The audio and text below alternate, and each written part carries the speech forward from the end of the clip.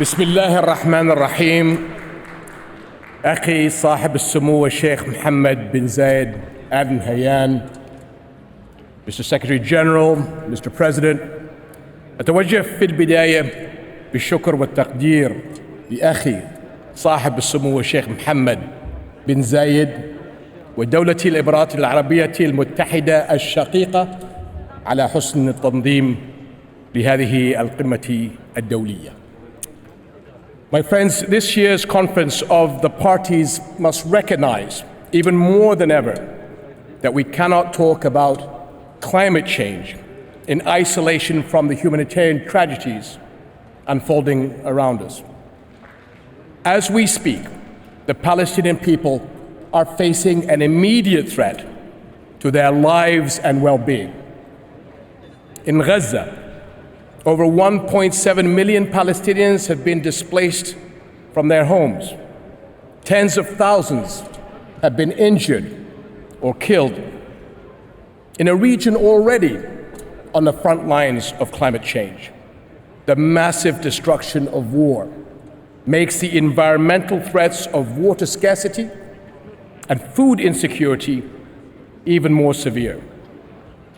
In Gaza, where people are living with little clean water and the bare minimum of food supplies, climate threats magnify the devastation of war.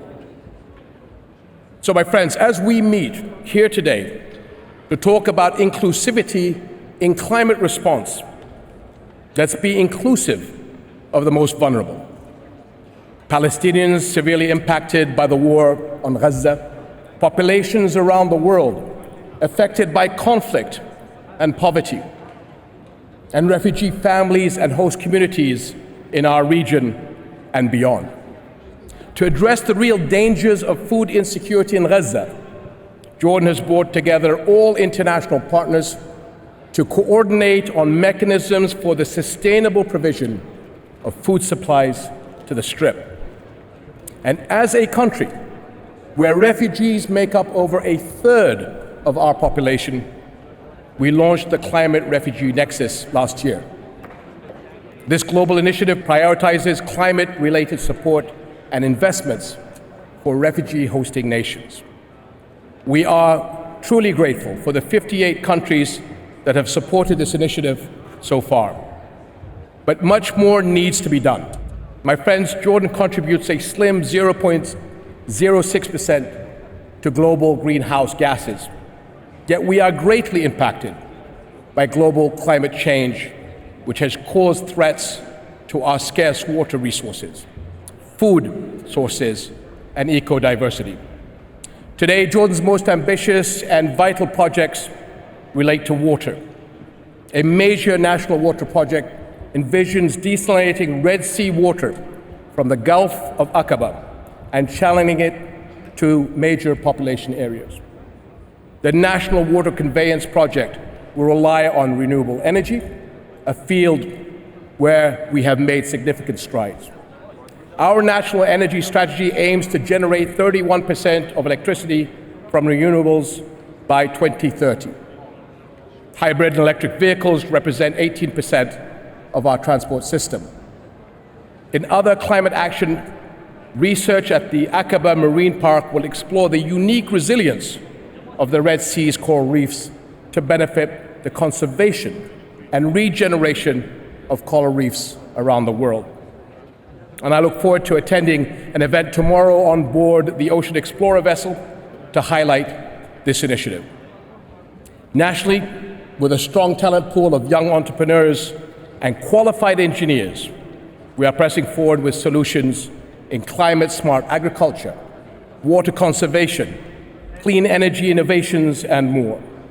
And some of our innovators are showcasing their work here at COP28. Jordan also launched its Green Finance Strategy, the first in the region, and we issued our first green bond earlier this year. So, my friends, despite the challenges, Jordan has set an example in the region as a climate action pioneer and is emerging as a green tech hub. Yet just as the impact of climate change does not take place in a vacuum, no country's response succeeds alone.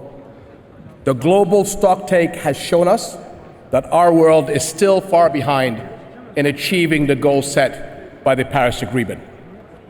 As we work to catch up on the lost time and progress, we cannot forget the most vulnerable. Conflict-ridden communities, refugees, and developing countries must not be left alone to face a global problem. Nor can we stand by as the massive destruction of a relentless war in Gaza threatens more people and holds back progress towards a better global future. Current and future generations will hold us all accountable. Thank you very much.